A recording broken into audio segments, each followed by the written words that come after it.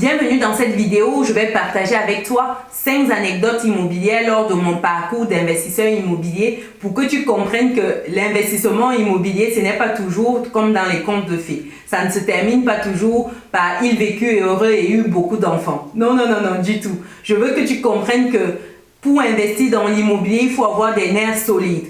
Je veux démystifier certes l'immobilier sur cette chaîne, mais également je voudrais que vous compreniez l'importance de savoir qu'il y aura des obstacles sur le chemin, que ce ne sera pas toujours facile. Donc on se dit à tout de suite.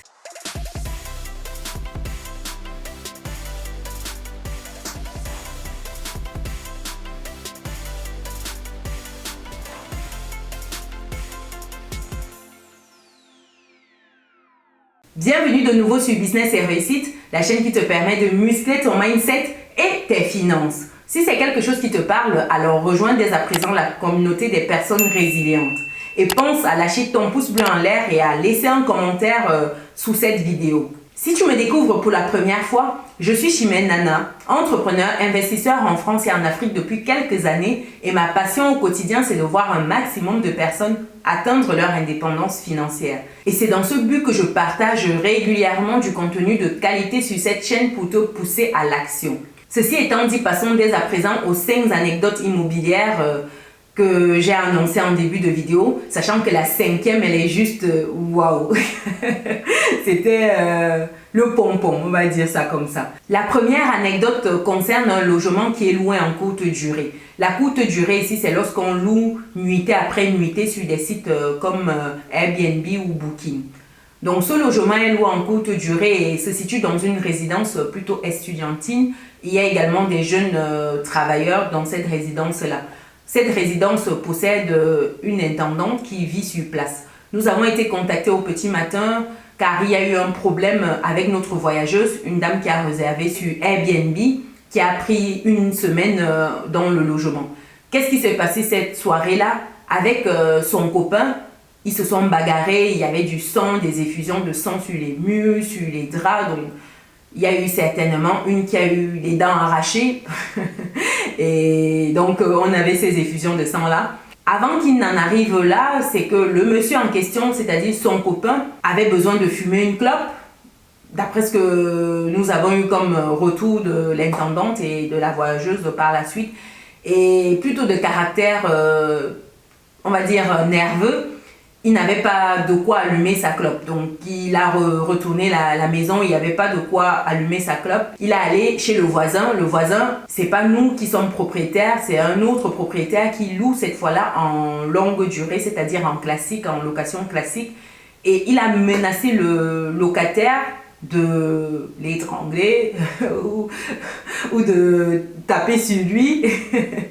Et le locataire, il a pris peur, il a appelé le bailleur, il a fui son logement parce que le copain de la voyageuse commençait à être menaçant, il voulait en venir aux mains. Je pense qu'il était un peu dans un second état, il avait dû fumer quelque chose, il était plutôt alcoolisé et il a menacé le voisin, le locataire du voisin qui a pris peur et il s'est enfui, il a abandonné son logement.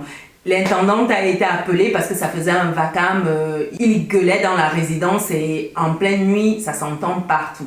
Donc au petit matin, on a été interpellés, la police est venue, on a porté plainte parce qu'il y avait plein d'appareils qui ont été cassés dans le logement, la télévision, les tables, un pied de lit, bref, il y a eu plein de casses dans le logement. Donc nous on a porté plainte, on a signalé à Airbnb, qui a signalé le profil de la dame, qui a rebouclé tout. Donc, nous, on a pu avoir une certaine caution pour nous permettre de rentrer dans nos frais. C'est vrai que sur le moment, ça peut paraître choquant, mais par la suite, tout est rentré dans l'ordre. On était bien content de passer à autre chose et de tourner cette page-là. Ce qui montre ici que ce soit une location courte durée ou longue durée, on n'est pas à l'abri des soucis de ce type-là. Les voyageurs peuvent être souvent d'une certaine incivilité, vous n'imaginez pas. Les retours de certaines situations qu'on a déjà eues, à ce moment-là, on faisait encore la gestion nous-mêmes directement. Donc, c'est nous qui faisions tout de l'entrée à la sortie. Donc, nous, on a pris les choses en main, on a tout géré et puis Airbnb nous a remboursé de quoi se racheter les meubles qui avaient été cassés au passage. Donc ça, c'est plutôt cool, mais il faut savoir que c'est une procédure qui ne se fait pas en un jour. Il faut allouer du temps, rien que pour aller porter plainte, pour faire le suivi, pour tout changer, pour faire le suivi Airbnb. Donc, c'est déjà cool que la plateforme permette de prendre des garanties dans ce sens-là en cas de casse. Mais c'est un parcours où il faut avoir les nerfs solides. La deuxième anecdote que nous avons eue concerne un locataire qui était sur un bail classique longue durée. Et lui, c'était quoi son souci? C'était qu'il était dans une colocation, un logement que nous avons en colocation, une colocation de 3 personnes. Et ce jeune, il venait du Sénégal, fraîchement admis dans son école de commerce de la place. Il était vraiment top. En tout cas, sur le papier, tout allait bien. En termes de garant aussi, ça allait plutôt bien. Mais sauf que quand il a intégré la colocation, les 2 autres colocataires ont commencé à se plaindre. Principalement une.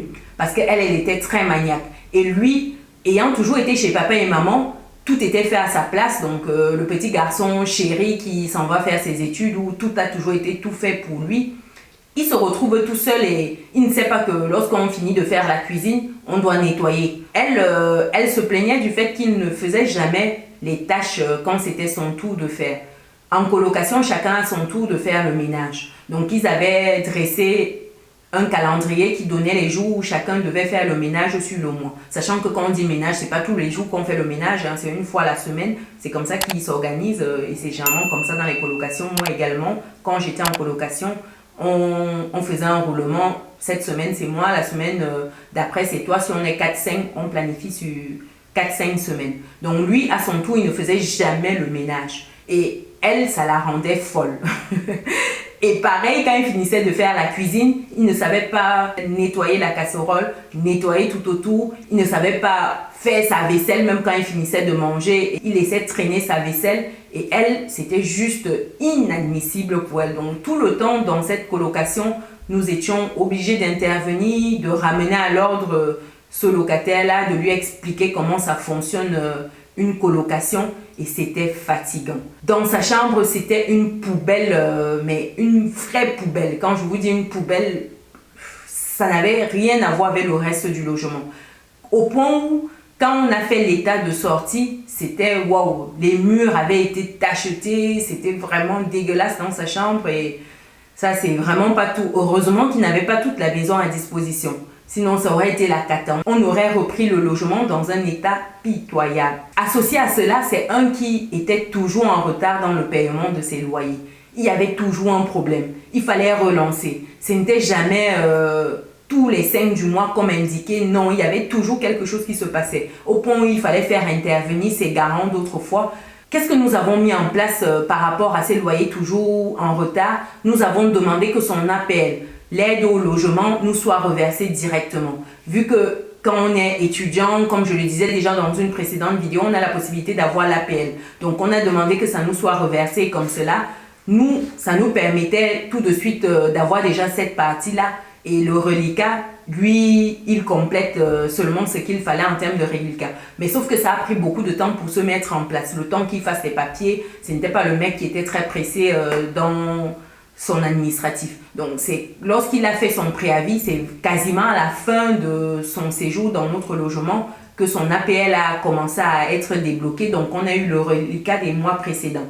Ça nous a fait un gros rappel, sachant que sur les 2 derniers mois, il était vraiment en décalage limite, il ne voulait pas nous payer. Donc, l'APL nous a permis d'avoir ce moyen de pression-là. S'il ne nous payait pas, on restait avec la totalité. Donc, il a réglé et il est parti par la suite. Il nous a donné son préavis. Je pense que lui-même, il commençait déjà à trouver que c'était lourd d'avoir toujours les autres sur son dos. Sachant que les autres sont partis avant lui parce qu'ils n'en pouvaient plus. Et ça nous a énormément embêtés parce que l'autre colocataire n'arrivait plus à le supporter. Elle estimait que ce n'était pas possible de vivre dans ces conditions-là. La troisième anecdote, cette fois-là, concerne un étudiant qui était super procédurier. Au début, dans la colocation, c'était encore une colocation dans un appartement de 3 colocataires. Lui, qu'est-ce qui se passait? C'est que au début, c'était de notre faute, je l'avoue. Nous avons eu une chaudière qui est tombée en panne, pas de bol. La chaudière est tombée en panne, on ne l'a pas su tout de suite parce que c'était la période d'été. Et en été, forcément, on ne met pas le chauffage. On ne s'est pas rendu compte tout de suite, même au check-in, ils sont entrés en début d'été, donc ils ont eu le temps de profiter, il n'y avait pas besoin de chauffage. Et lorsque l'hiver a pointé le bout de son nez, il y a eu besoin de chauffage. Et le chauffage ne fonctionnait plus. Tout de suite, forcément, quand on nous remonte des problèmes comme cela, on était déjà en gestion. Donc on faisait déjà gérer le bien par des professionnels, une agence de gestion IMO. Donc, quand l'annonce de la chaudière qui n'était plus fonctionnelle a été remontée, tout de suite, les artisans sont passés pour voir ce qui n'allait pas. Ils ont entrepris une réparation. Sauf que pas de bol, entre-temps, il y a eu la toiture qui a commencé également à nous donner des signes. C'est une toiture qui avait été remplacée. Ça, c'est une autre toiture en copropriété. Pas de bol, j'ai l'impression qu'on a passé le temps à changer les toitures. Déjà, je vous disais dans une précédente vidéo que nous avions changé la toiture de notre maison entièrement parce que on s'est retrouvé embêté. Cette fois-ci, c'est une toiture qui a été remplacée par la copropriété parce que l'appartement est dans une copropriété. On est propriétaire d'un autre appartement, il y a d'autres copropriétaires. Donc, la toiture avait été remplacée, sauf qu'il y a une zone de la toiture de jonction de tuiles qui n'a pas été bien fait et donc l'eau a commencé à fuiter. C'est bien après qu'on s'est rendu compte quand le mur a commencé à être humide de l'intérieur. Donc c'est là où le problème a été remonté. Forcément, quand l'hiver commence à se pointer et les pluies, c'est tout qui remonte dans le logement. Pas de bol également au niveau de la douche, sous la douche, dans la salle de bain, le raccordement n'avait pas été bien fait et il y avait de l'eau qui fuitait à chaque fois que les locataires se lavaient, les colocataires se lavaient. Donc ça a commencé à faire également de l'humidité sur le mur qui donnait dans une des pièces. Donc c'était une succession de petits problèmes dans le logement. Et l'un des colocataires était super procéduré. Il a commencé à nous envoyer des courriers. Quand je dis nous, c'est via l'agence de gestion également. Et à son niveau, l'agence de gestion, à un moment, est obligée de faire remonter certaines choses suivant l'évolution que prend la situation. La chaudière qui avait été réparée, pas de bol, elle est retombée en panne. En fait, la réparation n'avait pas été bien faite. La pièce qui avait été commandée pour cela, finalement, on s'est rendu compte qu'il y avait un autre problème qui était déjà en bas. C'était une succession de merde, entre guillemets, sur ce logement-là par rapport à la chaudière. Finalement, nous avons opté pour remplacer la chaudière et repartir sur une chaudière neuve. La copropriété a été saisie pour la toiture, histoire de refaire passer les artisans pour la décennale, pour faire le nécessaire. Donc tout ça, ça a été fait. Mais sauf qu'entre deux, c'était une succession de courriers de la part de ce locataire-là. Il avait ameuté du monde et il menaçait tout le monde. Au point où même l'agence n'en pouvait plus. L'agence, à un moment, pensait également à un préavis. Nous également, on se disait que ça ne peut pas continuer comme ça. Et comme si ça ne suffisait pas, le locataire nous disait que pendant cette période-là, il ne va pas payer son loyer. Pareil, il va demander aux autres qui ne payent pas le loyer. Il incitait en fait les autres à ne pas payer leur loyer, à se révolter, sachant que quand le propriétaire ne donne pas signe de vie, il y a des raisons de ne pas payer le loyer. Mais là, tout était pris en charge, la plainte et les réparations allaient bon train. Donc, en attendant, par rapport à la situation du chauffage, on leur a mis à disposition des chauffages d'appoint. Mais sauf qu'ils n'étaient toujours pas contents parce que pour lui, les chauffages d'appoint consommaient énormément et ça allait se répercuter sur leur facture d'électricité. Nous, on leur a dit, il n'y a pas de souci, on prendra en charge une partie de votre facture d'électricité liée à cela. Mais même jusque-là, ça n'allait toujours pas. Ce locataire nous a fatigués. Il nous a fatigués, les amis. Je ne sais pas si vous avez déjà eu affaire à des locataires comme cela. Dites-moi dans les commentaires si vous avez déjà eu affaire à des locataires aussi procédurés, aussi chiants, j'ai envie de dire. Je ne sais pas si vous-même vous êtes des locataires comme ça. Parce que pour nous, on se disait, mais c'est impressionnant la vitesse avec laquelle le mec enchaîne avec les courriers, les plaintes, c'était infernal. Donc à la fin, il a posé son préavis. On était tous contents parce que si nous, on faisait le préavis, ça allait être plus long. La quatrième anecdote, c'est lorsqu'on souhaitait acquérir un nouveau bien immobilier. Qu'est-ce qui s'est passé? On a fait nos recherches, on a visité des logements. Nous nous sommes positionnés sur un logement qui répondait en tout point à nos critères. Rentabilité était au rendez-vous, le positionnement, bref, tout était au rendez-vous. Une fois que nous nous sommes positionnés, nous avons fait une offre au vendeur via l'agent immobilier. Et l'agent immobilier est revenu vers nous en nous disant que le vendeur avait déjà trouvé un acheteur. Ça nous a interpellés. On a demandé à l'agent immobilier qu'est-ce qui s'est passé parce qu'entre-temps, elle avait l'exclusivité sur ce bien-là. Elle nous a expliqué que la vendeuse lui avait envoyé un courrier. Elle n'a juste pas réceptionné un courrier comme quoi le bien avait été bloqué, vendu. Et c'est suite à cela qu'elle ne pouvait plus nous le proposer. Et c'était vraiment dommage, sachant que ça ne bougeait pas. Et d'un coup, il y a eu 3 personnes. Nous, un deuxième acheteur et l'acheteur de la vendeuse. Donc du coup, ça fait tilt. On se dit, mais c'est quand même bizarre d'un coup comme ça. Lorsque nous avons creusé quelques temps après, nous nous sommes rendus compte que la vendeuse avait un problème avec les acheteurs que nous étions, mon mari et moi. Pourquoi? Parce qu'on était noirs. Oui, vous avez bien compris. C'était une affaire de racisme plus ou moins, dans le sens où, comment vous expliquer? La veille du jour où on a fait notre proposition, c'est le jour où on a visité. Jusque-là, tout va bien. L'agent immobilier nous disait qu'elle échange avec la vendeuse. Elles sont limite devenues copines, vraiment des liens qui se sont bien créés. Elles s'entendent super bien, franchement, c'est du tonnerre. Elle ne semblait pas bluffer, vraiment. C'était... Ne vous inquiétez pas, c'est bon déjà en fait. Elle galère à le vendre depuis un moment, donc vraiment, j'ai les clients, c'est tout bon. Positionnez-vous juste très vite et comme cela, on pourra verrouiller ça. Nous nous sommes positionnés très vite parce qu'on voyait ce potentiel-là après cette baisse qui avait été faite et puis les travaux que nous allions faire dans le logement. Donc, suite à ça, nous nous sommes positionnés. Sauf qu'elle est revenue et puis dans l'échange avec elle, dans le questionnement, on sentait très bien qu'il y avait des choses qu'elle n'osait pas dire. Elle prenait des formes, des rondeurs. On sentait bien que voilà, elle ne voulait pas sortir le mot parce qu'elle, de son côté, elle a été très étonnée de la réaction de la vendeuse, de se dire que comment elle avait signé entre-temps, sachant que la veille encore, elle avait eu au téléphone et il n'y avait rien de tout cela. Aller justifier un tel comportement, on sentait très bien que l'agent immobilier était mal à l'aise. Et puis l'idée, ce n'était pas non plus d'insister, de commencer à perdre notre énergie dans des procédures, de rentrer dans un process. On s'est dit c'est tout, il y a plein de biens immobiliers sur le marché. On va dealer avec d'autres propriétaires qui sont un peu plus open et qui fonctionnent juste en termes business et qui ne sont pas là pour mettre certaines choses en avant. On s'en est arrêté là. Sauf que quelques temps après, l'agent immobilier est revenu vers nous en nous disant que la vendeuse voulait bien nous vendre le bien. Par contre, en termes de réduction, elle avait déjà baissé le prix. Elle ne pouvait plus baisser aussi drastiquement. Si on pouvait se positionner au palier qui avait été fait avant, ce serait parfait. Et vu que le bien était rentable et sincèrement pour nous, qu'elle soit vraiment dans le fond raciste ou pas, on s'est dit, bon, c'est pour elle, on ne va pas rentrer dans son jeu. Donc pour nous, c'est quelque chose de rentable, c'est bien positionné, ça nous intéresse. Donc on s'est positionné et c'est comme ça que la vente a pu se faire. Quoi qu'il en soit, il faut savoir que c'est des choses qui existent encore en France, qu'on le veuille ou pas, ça existe, il faut faire avec. Pour nous, on s'est dit, on reste focalisé sur notre objectif, le but ultime en termes de valeur. Si c'est son code de valeur, tant mieux pour elle. Nous, on est juste là en mode business. Donc la vente a pu se faire.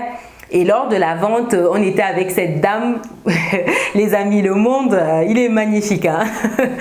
En signant le bien, la dame était en face de nous. Et cette attitude-là, je pense que c'est une personne qui avait vraiment besoin que la vente se fasse.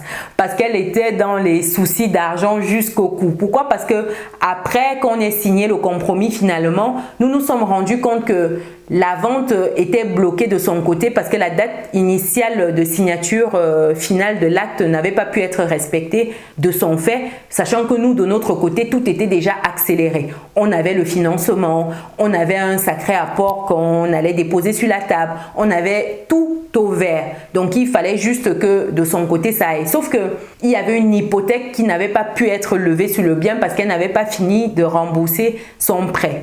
Elle avait encore des échéances qui couraient et le montant de la vente n'aurait pas suffi pour rembourser l'hypothèque de la banque. Donc la banque bloquait. Et si on l'achetait dans ces conditions-là, ça veut dire qu'à tout moment, le bien pouvait toujours être saisi car il était encore sous hypothèque. Heureusement que le système est fait de telle enseigne que tout est bien vérifié. Les notaires se sont rendus compte, donc tout a été verrouillé. Les fonds avaient même déjà été envoyés au notaire pour vous dire jusqu'où c'est allé. Donc les fonds avaient été envoyés et le notaire à un moment nous a demandé qu'est-ce qu'il fait des fonds.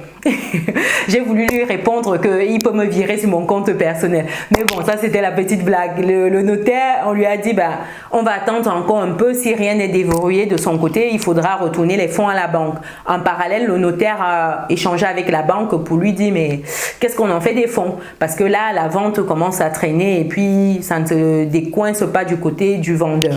Donc, de la vendeuse. Donc finalement, ça s'est décoincé et on a pu signer le bien immobilier. Donc voilà des choses qui peuvent arriver dans l'immobilier. Ne pensez pas toujours que tout est rose, tout est linéaire, ça passe crème, il n'y a jamais de souci. Non, non, non. Je veux que vous compreniez les réalités derrière l'investissement immobilier. Je ne suis pas là pour vous vendre du rêve et vous dire que investissez dans l'immobilier, vous aurez 2000 € tous les mois en revenu automatique qui tombe, vous n'aurez jamais de soucis, vous n'aurez jamais de choses à gérer. Vous aurez des imprévus et il faudra faire avec, il faudra être préparé.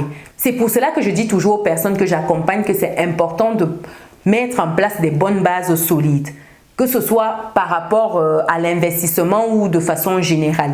On ne peut pas penser à tout dans la vie, mais au moins mettre en place de bonnes bases, ça permet d'être serein lorsque les imprévus se présentent. Donc voilà pour la quatrième situation. En cinquième anecdote, qui est l'anecdote pour moi la plus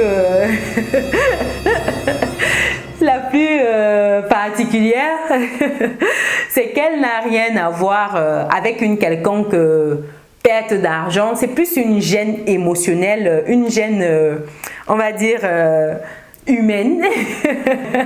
Je ne sais pas comment vous expliquer ça, mais je vais vous dire et vous me direz ce que vous en pensez dans les commentaires. C'est lorsqu'on pratiquait encore la sous-location d'une chambre dans notre résidence principale. Je l'ai déjà expliqué dans des précédentes vidéos où je vous parlais d'immobilier, où je vous parlais des possibilités que vous avez de sous-louer une partie de votre logement si vous ne l'utilisez pas. Donc nous, on sous-loue en fait une chambre qu'on mettait sur le site Airbnb. On a un couple qui a loué cette chambre-là pour quelques jours, je pense que c'était 5 jours. Le couple est arrivé, c'était un couple de personnes un peu âgées, donc voilà, rien de bien spécial. Très gentil, sympathique, mais vraiment super. Mais quand je vous dis super, c'est super. Le souci, ou plutôt l'anecdote, est à quel niveau? C'est au niveau des nuits et des journées même d'ailleurs. C'était un couple qui était en mode chaud lapin, on va dire ça comme ça. C'était un couple qui était très très actif sur le plan sexuel. Je ne vois pas comment vous dire ça différemment. Très très actif et donc les nuits étaient intenses. Quand je vous dis intense, ils y allaient à fond. Mais quand je vous dis à fond, c'était à fond quoi. Je ne sais pas comment vous dire ça plus clairement. Je vous dis, on ne dormait pas. On les entendait toute la nuit. Mais on se dit, waouh, les gars, ils ont cet âge-là, mais ils sont super actifs. La première nuit, on se dit, bah, peut-être c'est des retrouvailles ou des choses comme ça. On essaye de justifier. Mais sauf que première nuit, à fond, à fond, à fond, à fond, à fond. Deuxième nuit, pareil. En journée, pareil. Mais c'était un truc de fou. À ce moment-là, mon époux, il travaillait un peu de là où il voulait. Cette semaine-là, il s'était posé à la maison parce qu'il ne voulait pas aller chez les distributeurs ou alors travailler en agence. Il était à la maison. Comment vous dire que ce n'était pas possible pour lui? Il me disait non, ce n'est juste pas possible, c'est pas possible. Ce couple, ils sont intenables. Le pire, je ne sais pas si c'est le pire, mais le meilleur, c'est que quand ils nous croisaient en mode normal, comme si de rien n'était, oui, ça va, ça a été, oui, oui, ça se passe bien, tout va bien, mais sans gêne, quoi. Je ne sais pas, c'était normal. Enfin bref, c'est la cinquième anecdote que je voulais partager avec vous. Après leur départ, nous avons nettoyé la chambre Et lorsqu'on nettoyait la chambre, on s'est rendu compte que ils y allaient aux médicaments. Ils prenaient ça s'appelle comment? J'oublie le terme. En tout cas, ils prenaient des médicaments pour être en forme, on va dire. En forme. Donc voilà les 5 anecdotes que je voulais partager avec vous. Dites-moi dans les commentaires laquelle de ces anecdotes vous parle le plus. Est-ce que vous avez déjà vécu des situations comme celle-là? Surtout la 5e anecdote. D'ici là, pour toutes les personnes qui souhaitent investir dans l'immobilier, vous avez la possibilité de bloquer gratuitement un moment pour échanger avec moi afin que l'on puisse voir vos possibilités de vous générer des revenus complémentaires grâce à l'immobilier. Donc n'hésitez pas à aller dans le descriptif de cette vidéo pour bloquer votre session. J'espère que la vidéo vous a plu. Pensez à lâcher un pouce bleu en l'air. Pour terminer, si vous n'êtes pas encore dans la communauté des personnes résilientes, c'est le moment ou jamais de rejoindre notre belle communauté.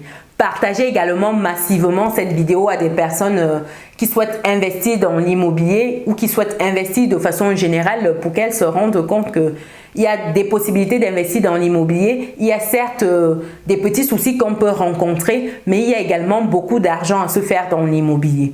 Nous, on se dit à très bientôt dans une prochaine vidéo. Ciao!